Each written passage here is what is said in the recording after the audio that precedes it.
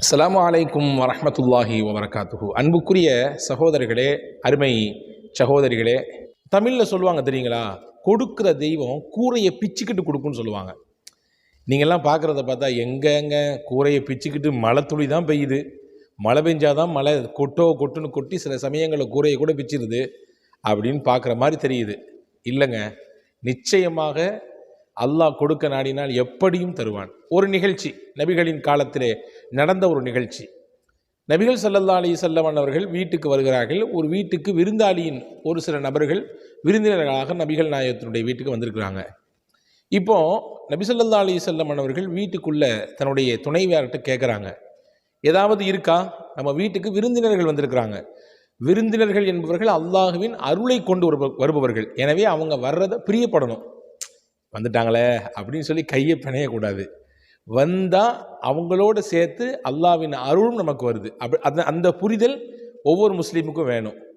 மட்டுமில்லை, ரசூலுல்லாஹ் சொன்னாங்க, அவங்க வரும் பொழுது அவங்களுக்கான ரிசுக்கையும் கொண்டு வராங்க, உங்களுக்கான ரிசுக்கையும் அவங்க தான் சேர்த்து கொண்டு வராங்க. எவ்வளோ அற்புதமான வார்த்தை பாருங்க. அப்போ ரசூலுல்லாஹ் கேட்குறாங்க, வீட்டில் துணையார்கிட்ட ஏதாவது இருக்குதான்னு கேட்குறாங்க. மா இந்த நாஷை, எதுவுமே இல்லையே, வீட்டில் கொடுக்குற மாதிரி எதுவுமே இல்லையே. அப்போ ஒரு அழகான Karim's biryani paradise at liberty and catering services, கோடம்பாக்கத்தின் அறுசுவை அடையாளம். அழகான ஒரு துவா ஓதுனாங்க. நபிகள் நாயகம் ஸல்லல்லாஹு அலைஹி வஸல்லம் துவா ஓதுனாங்க. என்ன துவா ஓதுனாங்க? இதையும் நம்முடைய வாழ்க்கையில் நம்ம ஓதிட்டு வந்தோம்னு சொன்னால் எல்லா நேரத்திலும் அல்லாஹ் அவனிடத்தில் இருந்து மட்டும் தருவான், யாரிடத்திலும் நம்மை கேட்க வைக்க மாட்டான். எப்பொழுதும் மழை போன்று பொருளாதாரத்தை, தேவையான ரிசுக்கை அல்லாஹ் கொடுத்து கொண்டே இருப்பான். ஒரு சின்ன புரிதலுக்காக வேண்டி சொல்கிறேன். நிறைய பேர் ரிசுக் அப்படின்னா சாப்பாடுன்னு நினச்சிருக்காங்க. அப்படி இல்லை. ரிசுக் அப்படின்னா வாழ்க்கைக்கு தேவையான எல்லாமுமே ரிசுக் தான். தமிழில் சொல்வதானால் வாழ்வாதாரம் சொல்லுவாங்க. வாழ்க்கைக்கு எதுவெல்லாம் மூலாதாரமாக இருக்குதோ எல்லாமே ரிசுக்கு தான். அப்போ அந்த ரிசுக்கை அல்லாஹ் மழை போன்று கொற்றுவான். நபிகள் நாயகம் ஸல்லல்லாஹு அலைஹி வஸல்லம் கற்றுத்தந்த ஒரு அற்புதமான துவா. நபிகள் உடனே அந்த இடத்துலேருந்து ஓதுறாங்க. வீட்டில் எதுவுமே இல்லை அப்படின்னு சொன்ன உடனே நபிகள் ஓதுனாங்க, அல்லாஹும்ம இன்னி அஸ்அலுக மின் ஃபض்லிக வ ரஹ்மதிக லா யம்லிகுஹா ذلك இல்லா அன்த. இதான் அந்த துவா. ரொம்ப ஷார்ட்டான துவா தான். யா அல்லாஹ், அல்லாஹும்ம இன்னி அஸ்அலுக, உன்னிடத்தில் நான் கேட்கிறேன், மின் ஃபض்லிக வ ரஹ்மதிக, உன்னுடைய அருளும் வேண்டும், உன்னுடைய கிருபையும் வேண்டும் கேட்கிறேன். லா யம்லிகுஹா ذلك இல்லா அன்த, இந்த அருளுக்கும் கிருபைக்கும் உன்னை தவிர வேறு யாரும் சொந்தம் கொண்டாட முடியாது. நீ தான் அதற்கு சொந்தக்காரன், நீ தான் அதற்கு சொந்தக்காரன். எனவே அதை எனக்கு கொடு என்று கேட்டார்கள். கேட்ட அடுத்த நிமிஷம் வீட்டு வாசல் தட்டப்படுது. நபி ஸல்லல்லாஹு அலைஹி வஸல்லம் வீட்டு வாசல் போய் திறக்கிறாங்க. பார்த்தா ஒரு தட்டு நிறைய நல்ல இறைச்சி, சிறப்பான இறைச்சி, பொரித்த இறைச்சி, அவிச்ச அரிசி, நிறைய பலதரப்பட்ட இறைச்சிகள், பல வகைகள் செஞ்சு அப்படி ஒரு மூடி போட்டு மூடி அந்த தட்டை கொண்டு வந்து ரசூலுல்லாஹ்ட்ட, இது ஹாதிஹி ஹிபத்துன் லக்க, உங்களுக்கு இது அன்பளிப்பாக இந்தந்த இடத்துலேருந்து வந்துச்சு அப்படின்னு வாங்கிட்டு ஸல்லல்லாஹு அலைஹி வஸல்லம் உள்ளே போய் வச்சு அதை எடுத்து வந்த விருந்தினர்களுக்கெல்லாம் கொடுத்து தன்னுடைய குடும்பத்தார்களுக்கும் கொடுத்து அல்லாஹ்விற்கு நன்றி செய்தார்கள். அல்லாஹ், நான் கேட்டேன், உடனே நீ தந்து விட்டாய். எவ்வளவு மகத்தானவன் நீ, எவ்வளோ பெரிய பாக்கியமானவன் நீ, எவ்வளோ பெரிய அருளாளன் நீ, எவ்வளோ பெரிய அன்பானன் நீ என்று அல்லாஹ்விற்கு நன்றி செய்தார்கள் என்பதாக நாம் ஹதீஸை பார்க்கிறோம். ஆக பொதுவாகவே கண்ணியமான வாழ்க்கை வாழணும்னு எல்லாருமே ஆசைப்படுவோம். கண்ணியம்னா ஒவ்வொருத்தவங்களுடைய பார்வையிலையும் ஒவ்வொரு விதமாக அது இருக்கும். கண்ணியம்னா நல்ல ஒரு லக்ஸுரி லைஃப் அப்படின்னு சில பேர் நினச்சிக்கலாம்.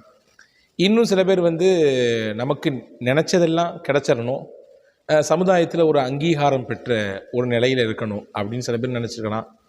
நல்ல படிப்பு சில பேர், சிலருடைய சிந்தனையில் நல்ல உத்தியோகம், நல்ல பதவி, நம்ம ஊருக்கு போனால் எல்லாரும் பார்க்குற அளவுக்கு உண்டான ஒரு நிலையில் இருக்கணும். இப்படி பலதரப்பட்ட சிந்தனையில் பலதரப்பட்ட தோற்றங்கள் வளரலாம். ஆனால் உண்மையிலேயே கண்ணியமான வாழ்க்கை என்னன்னு தெரியுங்களா? நம்முடைய வாழ்க்கையில் எந்த ஒரு சூழல் ஏற்பட்டாலும் யாரையும் எதிர்பார்க்காம வாழ்கிற வாழ்க்கை தான் கண்ணியமான வாழ்க்கை. எனக்கு தேவை, என் குடும்பத்துக்கு தேவை, அதை என்னை படைத்தவனே எனக்கு தருகிறான், அதை கொண்டே நான் போதுமாக்கி கொள்கிறேன். பிறர்கிட்ட போய் நான் கையேந்தலை, என் கஷ்டத்தை சொல்லி எனக்கு ஹெல்ப் பண்ணுங்கன்னு கேட்கலை, அல்லது ஒருத்தவங்களை எதிர்பார்த்து தான் என்னுடைய லைஃப் நடக்கணும் அப்படின்ற மாதிரி ஒரு சூழலை நான் ஏற்படுத்திக்கலை. இதுதான் கண்ணியமான வாழ்க்கை. இது ஒவ்வொருத்தரும் கேட்கணும். நபிகள் ஸல்லல்லாஹு அலைஹி வஸல்லம் கேட்டிருக்காங்க, அல்லாஹும்ம இன்னி அஸ்அலுக்க, யா அல்லாஹ் உன்னிடத்தில் கேட்கிறேன், ஃபேரல் ஹைராத் நல்ல விஷயங்கள் செய்ய கேட்கிறேன், தர்க்கல் முன்கராத் தீயதை தடுக்க, தீயதை இருந்து தவிர்ந்து வாழ கேட்கிறேன். இப்படி நிறைய விஷயம் கேட்டிருக்காங்க இல்லையா? அதே மாதிரி ரசூலுல்லாஹ் கேட்ட முக்கியமான பிரார்த்தனைகளில் ஒன்று, வஅக்னினா பிஃபضலிக அம்மன் சிவாக், உன்னன்றி வேறு யாரிடத்திலும் நான் தேவையாகாமல் வாழ வேண்டும். உன்னிடத்தில் மட்டும்தான் நான் தேவையாக இருக்கணும். ஏன்னா அல்லாஹ் மட்டும்தான் சமது. சமதுன்னு பேர் வைக்கிறோமா இல்லையா? சமதுனா தேவையற்றவன், எந்த தேவையும் அவனுக்கு கிடையாது. ஆனால் உலகத்தில் கூடிய எல்லாத்துக்கும் தேவை உண்டு. ஆனால் நம்ம தேவையை நம்ம படைச்சவன்ட்ட மட்டும்தான் சொல்லணும். அதை தாண்டி வேறு இடத்துலையும் சொல்லக்கூடிய ஒரு சூழல் எனக்கு உருவாகக்கூடாது அப்படின்ற ரசூலுல்லாஹ் கேட்டிருக்காங்க. அப்போ எல்லாருமே இந்த விஷயத்தில் நம்ம கவனத்தோடு இருக்கணும். அதுக்காக வேண்டி எல்லாவிடத்தில் கேட்கணும். வாழ்க்கையின் லட்சியங்களில் முதன்மையானது கண்ணியமான வாழ்க்கை வாழணும். கண்ணியம் என்றால் யாரிடத்திலும் எந்த சூழலிலும் நம் சொந்த தேவைக்காக வேண்டி நாம் போய் நிற்கக்கூடாது. அவர்களிடத்திலே கையேந்துகிற நிலை வரக்கூடாது. அந்த கண்ணியமான வாழ்க்கையை பெறுவதற்கும், மழை போன்று ரிஸ்க் நம்மை வந்தடைவதற்கும், கொட்டென்று கொட்டுவதற்கும் நாம் மேலே சொன்ன அந்த துவாவை கவனத்தில் கொள்ளுங்கள். வாழ்நாளில் தொடர்ச்சியாக ஓதுவதற்கு முயற்சியுங்கள். வல்ல அல்லாஹ் அவன் நம்மை வாழ வைக்கும் காலம் வரை கண்ணியமாக வாழ வைப்பானாக.